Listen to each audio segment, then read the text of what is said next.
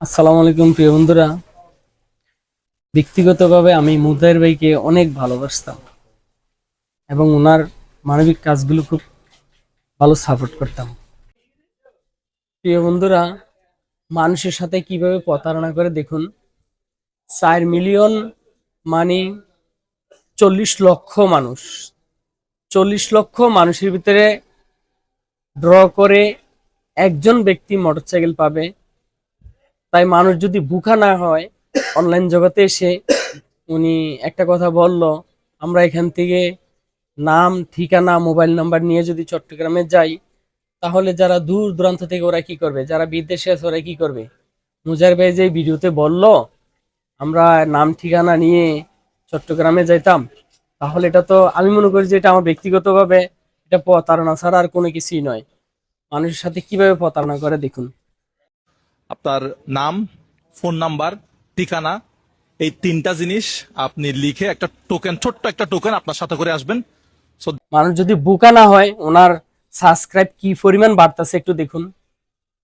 এটা তো আমি মনে করি যে একটা প্রতারণা করা হচ্ছে। কারণ একটা ইউটিউবার পাঁচ 5 বছর, 7 বছর, 8 বছর, 10 বছর লাগায়ও 4 মিলিয়ন করতে পারে না। উনি কিভাবে 10 দিনে 4 মিলিয়ন করতেছে। মানুষ আজকে বোকা পাইছে বিদায় তো তার জন্য করতেছে। আমার কথা, আপনি করবেন ভালো কথা। আপনি 6,25,000 টাকা দিয়ে আপনি চাইলে 5 জন মানুষকে আপনি দিতে পারতেন, 6 জন মানুষকে দিতে পারতেন। এটা দিলে তারও মানুষ ভালো মনে করতো। মানুষ অনলাইন জগতে এসে যে কত বোকা, বোকা ছাড়া আমি মনে করি যে এটা আর কোনো কিছুই নয়।